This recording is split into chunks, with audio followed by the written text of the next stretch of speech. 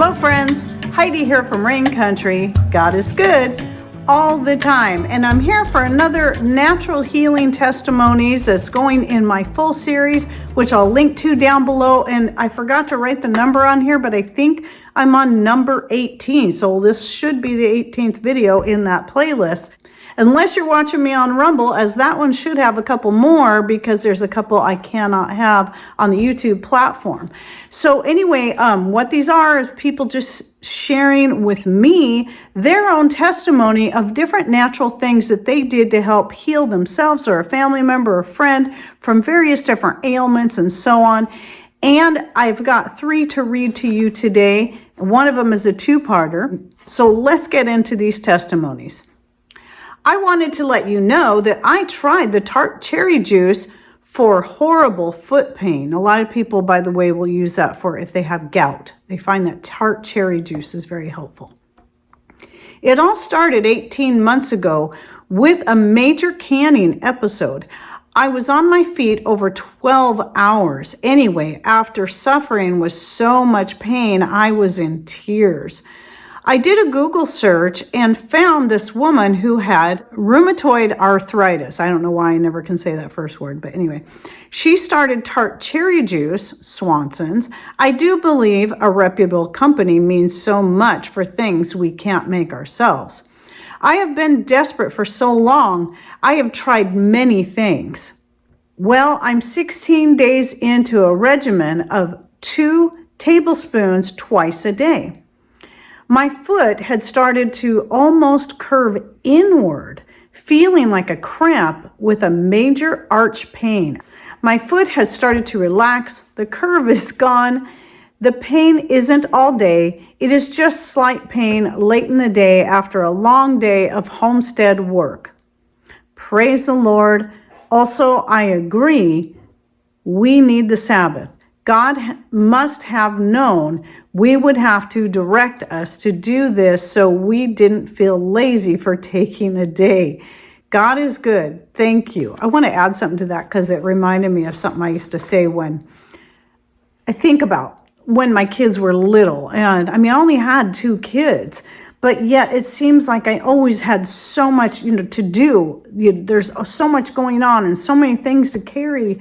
I would kind of jokingly question, why didn't God give women 4 or 6 arms? But then it dawned on me, if we had more arms, we would end up taking on even more that we didn't need to take on. We have to learn how to regulate ourselves and to plan our days and our times so that we can actually rest when we need to. That doesn't mean you don't take care of your family as they need it, but you don't need to be taking on a bunch of extra chores and jobs that can wait for a day. Okay, so the next, and by the way, I don't typically give names, and but if anybody's watching this and you hear me read your testimony and you want people to know it's you, please do so in comments and just share, yeah, that's me, and yes, this is true, and so on. I just by nature will leave names out in case a lot of people don't tell me one way or the other, so I just find it safest to not say names. So she's got a 2-parter. Here's her first testimony about lamb's ear, which I grow, and I love my lamb's ear.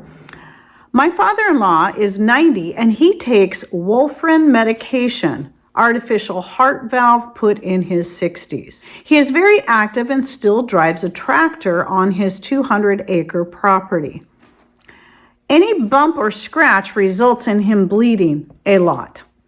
He used to carry Band-Aids in his pocket, but they were never able to stop the bleeding, and by the time he made his way back to the house, the Band-Aids were soaked through, and blood would be streaming down his arm or leg. I saw your video on lamb's ear and how it was able to help coagulate blood, so I thought I would give it a go on my father-in-law, and oh my goodness, it was a total success. In less than 10 seconds of applying one freshly picked lamb's ear leaf, his blood congeals and stops running. That is amazing. Thank you so much for sharing that. He was so amazed that he told everyone he knew, and I had people phoning me asking me for the name of the plant. He now uses his Band-Aids only to secure the lamb's ear onto his skin. I have planted lamb's ear all around the property so that wherever he is, he can grab the natural Band-Aid when needed. Thank you for your videos. They are a treasure trove of helpful information. And by the way, the herbs that can stop blood flow like that are referred to as styptic herbs, and another excellent one for that is yarrow. But the great thing about lamb's ear is that it's also has absorbent properties, so using it as a bandage and for those things, and it's naturally antibacterial, is just, it's really a great option. Okay, now her second testimony, which is about basil. I was pulling down an old weedy vine from a fence with my bare hands. It was a spontaneous moment as I walked past it. To my horror, a paper wasp nest was nestled among the leaves, and a number of wasps had stung me right in the webbing of my fingers. Oh my goodness. Ugh. Wasps flew everywhere, and my friend cautioned me to start running, as apparently wasps release a pheromone which alerts all others to attack. As we ran, I spotted my basil plant and ripped off a few leaves and mushed them between my finger and applied them to all my wasp stings. Within 30 seconds, all of the pain had stopped. I couldn't believe it. The stings could be seen. The area was red, but the pain was completely gone. That is amazing as well. I have also used the basil leaves on ant bites, and my 90-year-old father-in-law uses them on his marchfly, horsefly bites. No matter what the sting or bite, all pain is gone within 30 seconds. It's truly amazing. Oh, I love this so much. God really has provided all the things we need naturally. We just need to be reminded of what they are and how to use them. Thank you for your part in sharing this knowledge with all of us. That is so great. And to add to that, my own experience, I haven't tried basil in that, but I've been on 2 different occasions working in my garden, been stung by a yellow jacket. And in both cases, I was close to a plantain plant. So I just reached down, which most people, a lot of people already have this growing wild somewhere on their property.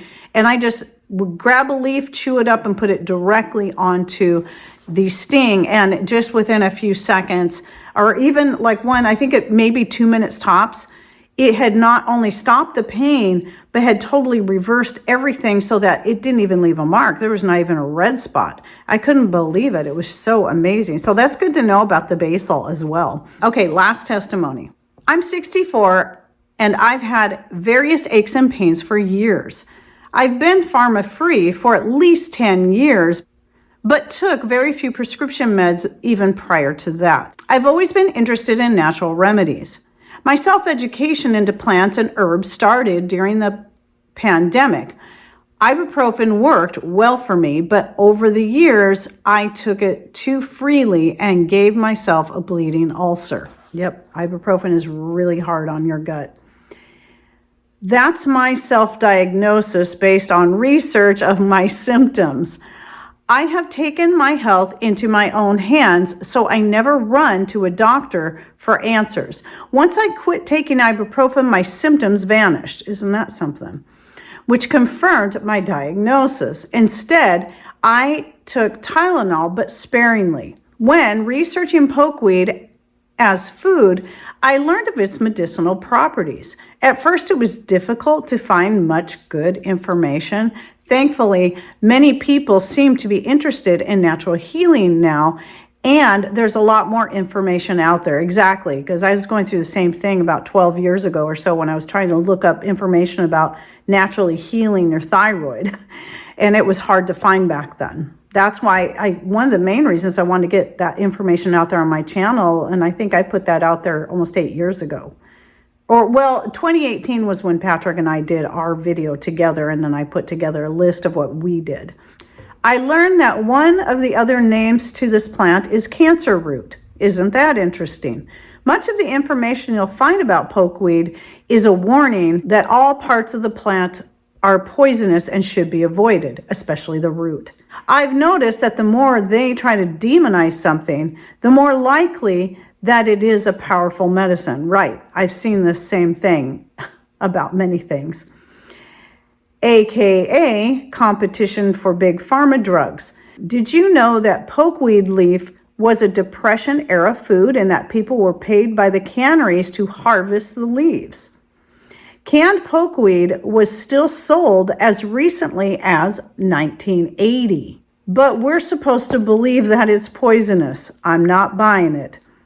Apparently, all parts of the plant are toxic to some people and need to be prepared in ways that eliminate the toxin. It's similar to elderberry, where you got to cook it to help, eliminate the toxins, which are only, as far as the berry goes, are only in the seed. So even if you ingested the seed whole and didn't swallow it, chances of you being poisoned by that are incredibly rare. I would pretty much say non-existent. That's easy enough. I have eaten poke leaves several times with no ill effects. When I learned that the berries were strongly anti-inflammatory, I started using them for pain with great success. God blessed me with several beautiful plants just outside my home. In September, when the berries were ripe, I harvested a bunch of them. I froze some and made 3.5 quarts of tincture. I take 3 to 4 frozen berries morning and night, which almost always handles my pain. The tiny seeds in the berries are toxic, just like elderberries. So I swallow them whole, just like you would a pill. The seeds pass through and are eliminated. Exactly. So that's the thing you got to remember is the seeds of your berries, they're made to just pass through your system. That they're made that way so that when the birds eat the berries and then they go poop out the remains, the seed comes out whole, and now it's also fertilized. And so it's a perfect environment to start growing more plants. That's why they're created that way. But that's why also if you're eating seeds for health, like flaxseed, for instance, you want to really chew those up or grind them to be able to get all the benefits. Otherwise, they'll just pass through your system. Chewing them would release the toxin. Initially, I started with a small dose and increased it over time until I found the dose that works best for me. The first day, I had slight stomach cramping and diarrhea, but my body quickly acclimated, and that hasn't happened since.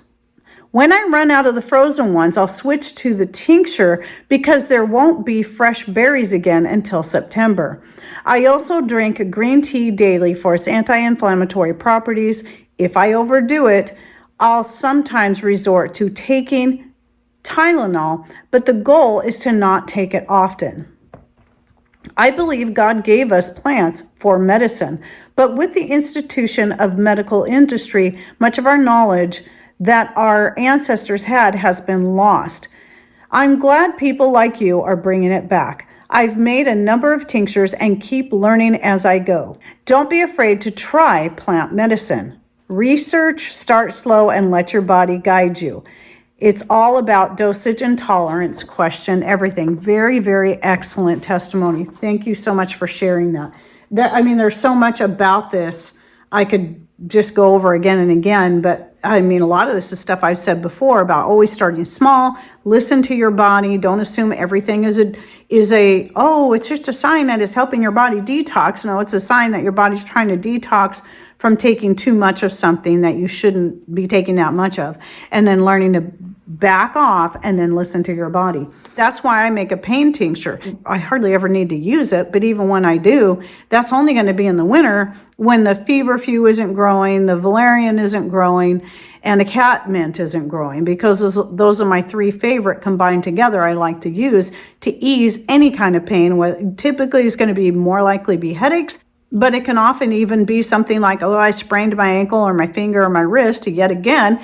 And so I'll use it for things like that. For those of you who would like to hear your personal testimony read in a future video, please send that to me at raincountryyhomestead@gmail.com, making sure that you title it Natural Healing Testimony so I know which folder to drop it in, because I also have a folder for preparedness testimonies, which is separate. So if you happen to have one for that too, do the same thing, but separate email with the title Preparedness Testimony, and I'll drop it in there. A lot of times I don't reply. I simply drop it in the folder. I'm trying to get better at least giving you a thumbs up or something as a reply so you know that I did receive it and I did put it in the proper folder. And don't forget to look in the description box down below if you would like to hear more of these testimonies, because that playlist will be linked down there. So you got to click on either more or show more, depending on what platform you're on, right down here below the video screen.